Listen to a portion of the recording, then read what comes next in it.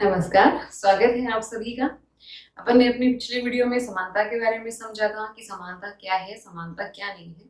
आज अपन पढ़ेंगे समानता के प्रकार। आखिर कितनी प्रकार की समानता होती है या समानता के आयाम। तो मुख्य रूप से दो प्रकार की समानता है या समानता के दो आयाम है। एक है औपचारिक समानता और दूसरी है तात्विक समानता। इस औपचारिक समानता में क्या होता है? औपचारिक समानता के अंतर्गत पूर्ण समानता स्थापित की जाती है। यहाँ पूर्ण समानता स्थापित करने का प्रयास किया जाता है। जबकि तात्विक समानता में क्या होता है? तात्विक समानता में विषमता में कटौती करने का प्रयास किया जाता है कि जो भी विषमताएं समाज में फैली हैं उनमें कटौती करने का प्रयास किया जाता है। तो अब अपन इनको अच्छे से समझ पाएंगे क्योंकि इन समानताओं के अंतर्गत जो अपने समानताओं के प्रकार हैं वो आती हैं। औपचारिक समानताएं कौन कौन सी होती हैं? दो प्रकार की समानताएं हैं जो कि औपचारिक समानताओं के अंतर्गत आती हैं। एक है कानूनी समानता और दूसरी है राजनीतिक समानता। ये दोनों समानताएं औपचारिक समानताएं हैं। और दो समानताएं ही अपनी आती हैं तात्विक समानता में। वो है अपनी सामाजिक समानता और आर्थिक समानता।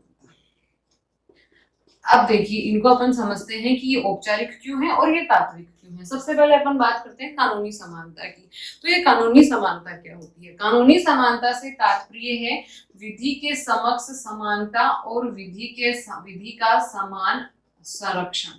विधि के समक्ष समानता और विधि का समान संरक्षण, यानी कि कानून सबके लिए समान है और कानून के सामने सब लोग समान हैं। यानी कि एक देश के अंदर जो भी कानून बनता है, जो भी नियम बनता है, वो सबके लिए समान रूप से लागू होगा। चाहे कोई व्यक्ति कितना ही अमीर हो, चाहे वो प्रधानमंत्री हो, चाहे वो आम नागरिक हो, चाहे वो मजदूर हो, चाहे वो किसान हो, कोई भी हो।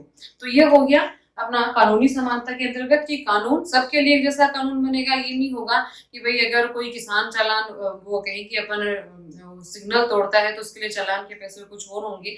कोई अमीर आदमी या कोई बड़ा रसूखदार आदमी अगर सिग्नल तोड़ता है तो उसके लिए चालान के पैसे कुछ और होंगे। ऐसा कुछ नहीं होगा। कानून सबके लिए समान है। एक दंड जो किसी भी व्यक्ति ने किया उसके लिए सजा एक मतलब कि वो जुर्म, उसके लिए सजा भी दंड भी समान है।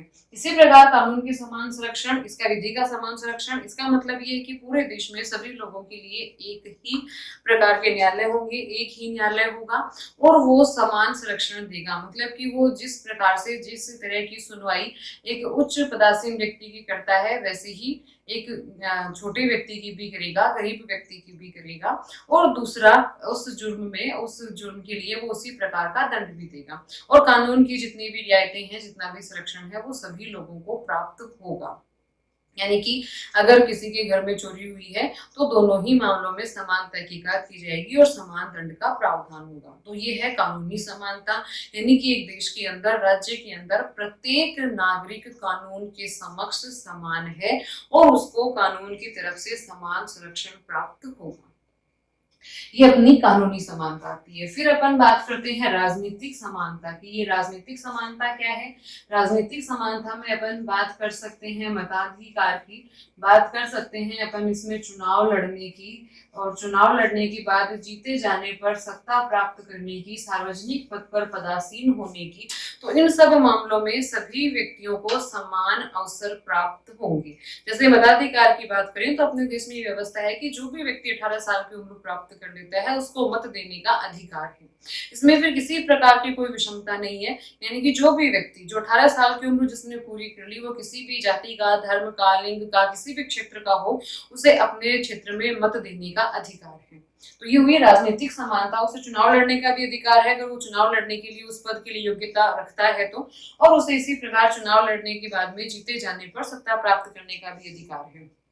तो ये है राजनीतिक समानता।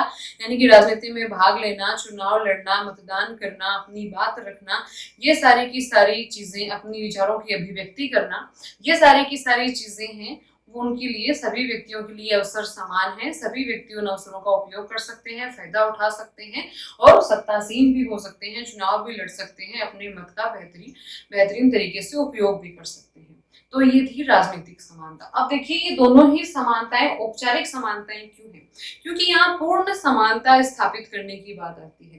कानून के मामले में कानून को अपन कम या ज्यादा नहीं कर सकते, सब लोगों के लिए समान कानून है। इसी प्रकार राजनीतिक समानता की बात करें तो सबके लिए पूर्ण समानता है। यहाँ कानून बन गया और समानता स्थापित हो गई कि 18 साल का जो भी व्यक्ति होगा वो वोट देगा, मतलब 18 साल के हर एक व्यक्ति को वोट देने का अधिकार है। इसलिए यहाँ पूर्ण समानता हमने स्थापित कर दी। लेकिन अब अपन बात करते हैं तात्विक समानता में सामाजिक समानता की और आर्थिक समानता की। सामाजिक समानता का मतलब वही समाज में किसी भी धर्म के आधार पर, किसी भी जाति के आधार पर, किसी भी लिंग के आधार पर, किसी भी प्रकार से किसी प्रकार का कोई भी भेदभाव नहीं होगा। उस प्रकार के भेदभाव की अनुपस्थिति कहलाती है सामाजिक समानता। यानी कि समाज में सभी व्यक्ति समान होते हैं, यानी कि समाज में सभी व्यक्तियों के साथ समान व्यवहार किया जाएगा। इस प्रकार के सरकार प्रयास करती है और इसीलिए सरकार को विशेष प्रकार की योजनाएं भी चलानी पड़ती हैं। इसमें से आरक्षण की भी एक व्यवस्था सरकार ने की है कि जो समाज के दुर्बल वर्ग हैं उनको विकास की धारा में लाया जाए, उनको समानता के स्तर पर लाया जाए।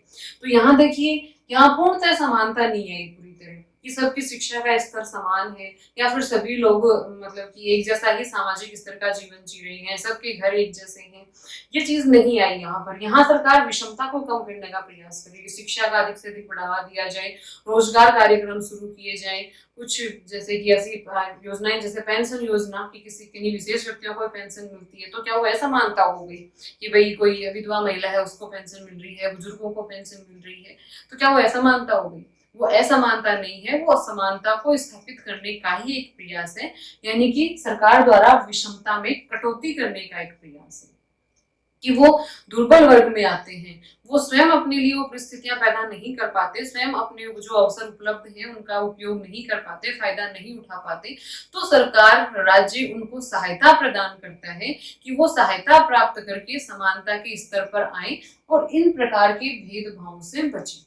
आर्थिक समानता की अपन बात करें तो आर्थिक समानता का तात्पर्य भी यही है कि आर्थिक विषमता कम से कम होना। इतना अधिक कोई व्यक्ति अमीर ना बन जाए और इतना कोई व्यक्ति गरीब ना रह जाए कि अमीर व्यक्ति उसका मजबूरी का फायदा उठाकर उसका शोषण कर सके। तो यही है आर्थिक समानता। आर्थिक समानता का मतलब सब लोगों का वेतन एक जैसा, सब लोगों की आय एक जैसी, सब लोगों के घर एक जैसे, ये मतलब कतई नहीं है। लेकिन आर्थिक समानता का मतलब ये है कि कम से कम हर एक व्यक्ति की मूलभूत आधारभूत जो आवश्यकताएं हैं उनका कम से कम वो पूर्ति कर सके, उसकी आर्थिक स्थिति की गलत फायदा उठाकर कोई भी व्यक्ति उसकी मानवीय गरिमा का हनन ना कर सके। तो ये आर्थिक समानता है और उसमें भी हमारे राज्य द्वारा, सरकार द्वारा विषमता में कटौती करने का प्रयास किया जाता है। यहाँ भी आर्थिक रूप से पूरी तरह समानता नहीं आ सकती, ऐसा कोई कानून या नियम नहीं बन सकता कि एक व्यक्ति की मासिक आय वार्षिक आय इतनी ही रहेगी। यहाँ विषमता में कटौती करने का प्रयास किया जाता है। जो ज्यादा पैसा कमाता है, अमीर वर्ग है, उससे कर लिया जाता है और जो गरीब वर्ग है उसको विभिन्न योजनाओं के माध्यम से और समानता के स्तर पर लाने का प्रयास किया जाता है। तो ये अपने समानता के प्रकार थे, कानूनी समानता, राजनीतिक समानता, आर्थिक समानता और सामाजिक समानता। इनको अपने दो आयामों के अंतर्गत पढ़ा था, औपचारिक समानता, तात्विक समानता।